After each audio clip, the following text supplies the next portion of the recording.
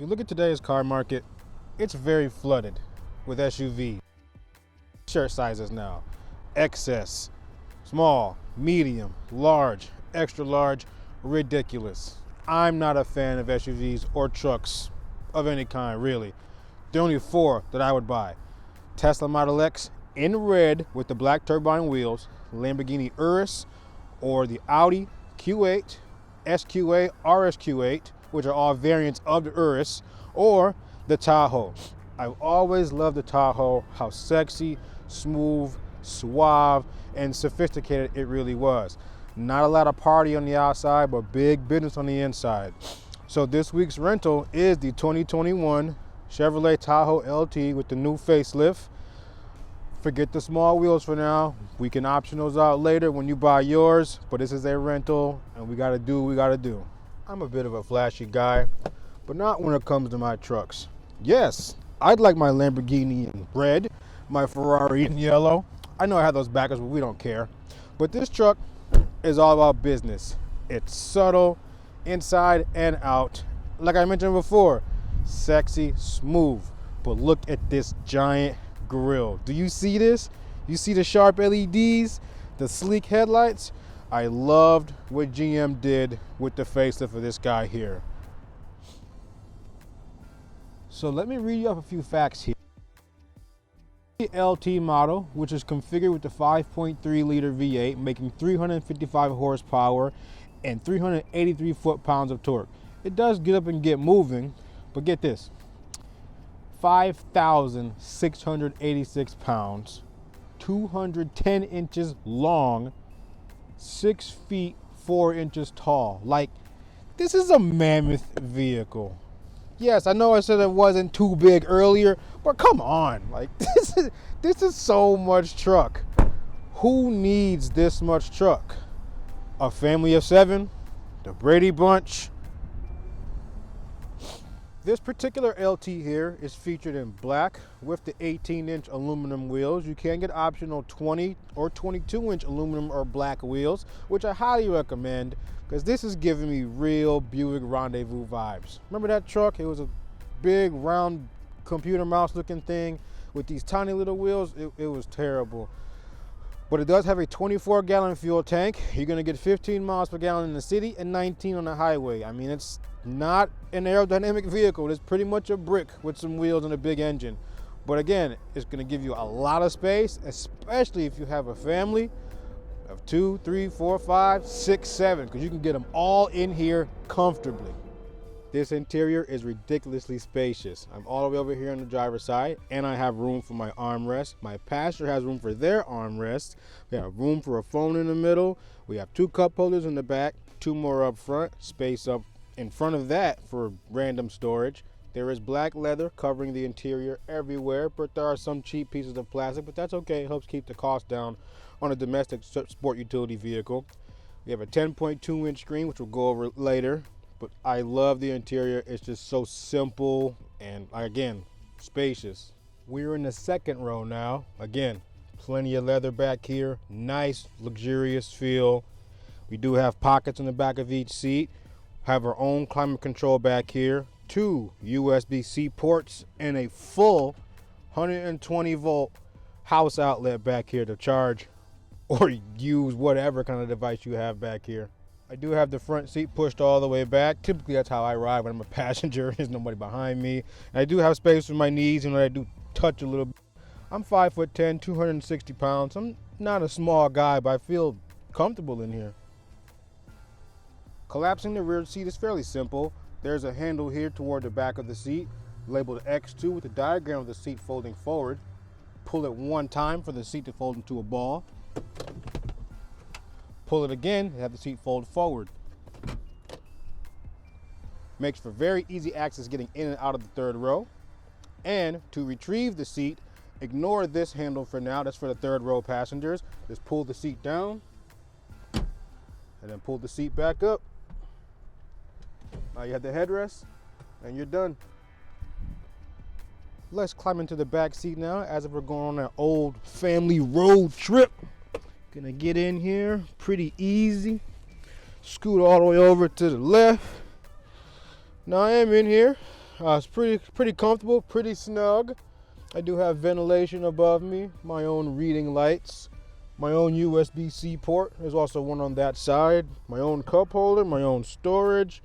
I mean, it's a pretty comfortable place to be.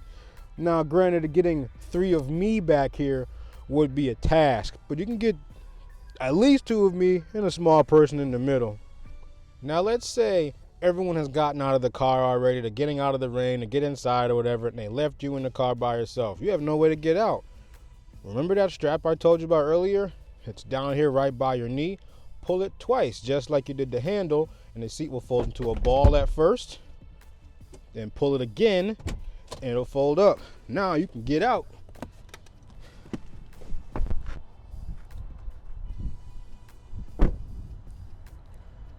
So here's the key with your standard features on it: lock, unlock, remote start, panic button, rear hatch open, and glass open.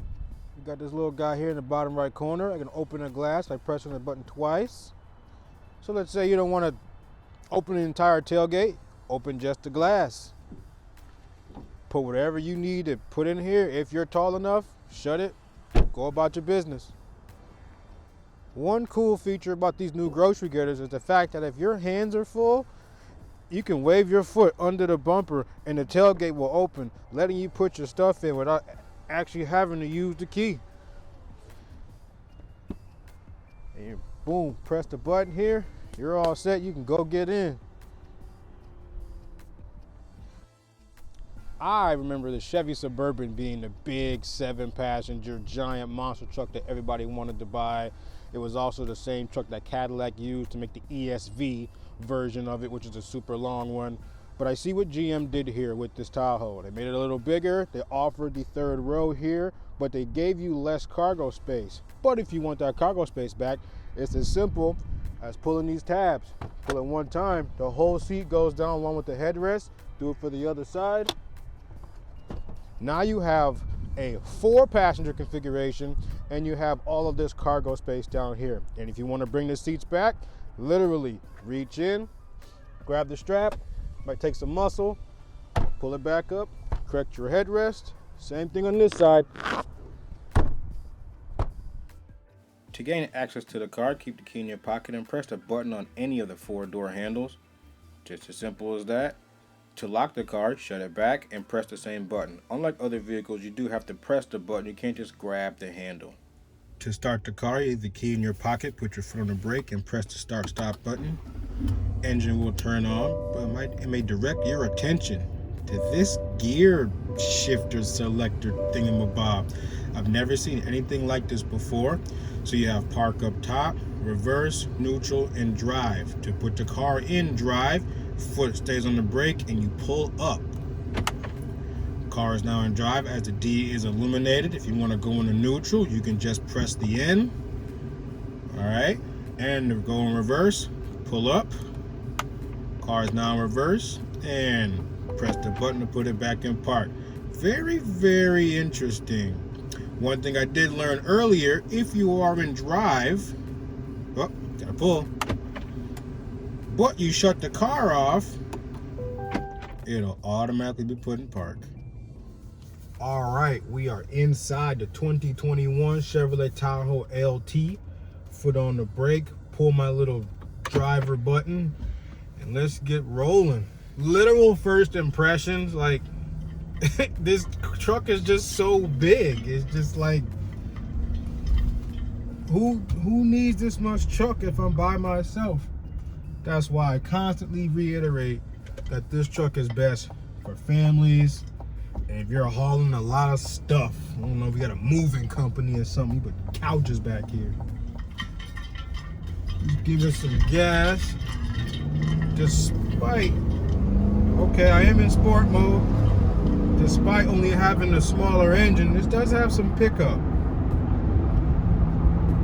I don't expect it to have a lot of sound. You know, it's not meant to have a bunch of sound, but it's good.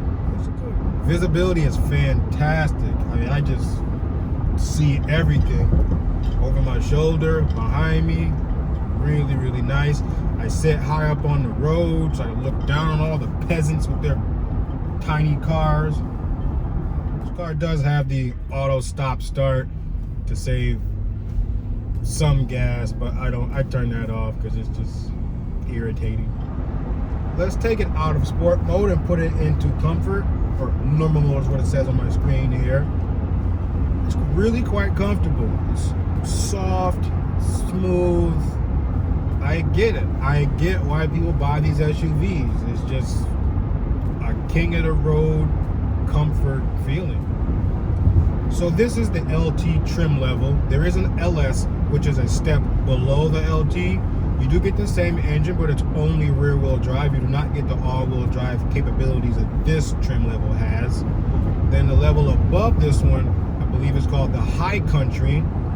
That one you can get in 2-wheel or 4-wheel drive with either engine and loads of different options. You can really option these things up with all blind spot, luxury package, bigger wheels. I mean, the works. I'm not even going to go through all these different options because we're talking about the car I'm renting right now and why you'd want to rent it. But this one's pretty awesome. It's pretty comfortable.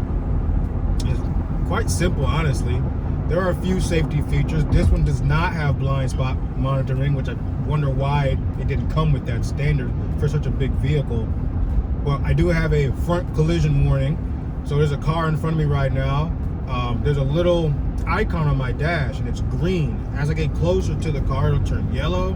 And if I'm too close, it'll turn red. And if I'm approaching this car, I'm not braking, the car will flash at me because there's a little heads up display right in front of me that's not active until the braking kicks in. It's a safe feature. I like it. The throttle response is pretty good. You put your foot on the gas and the car does respond rather quickly.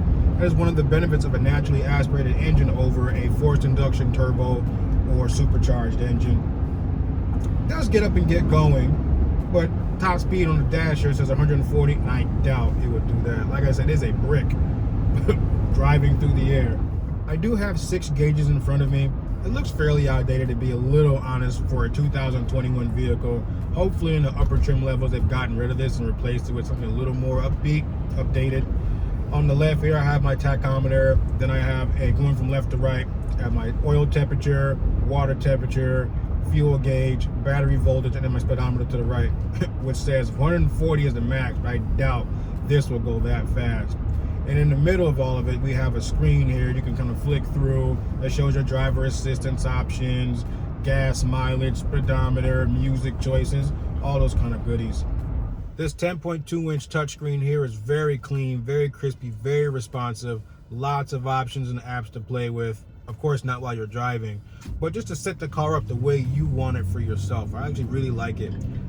Apple CarPlay does come standard. You can use it wirelessly, or you can hook it up via USB-C or traditional USB. I get the SUV hype. I mean the big SUV hype, the small SUVs, I get the practicality of those, but I understand the big SUV hype. You know, it's just, you feel like king of the road. I mean, that's really it. You're sitting above everything. You take precedence. If you get into an accident, chances are the other car is going to be worse off than you are.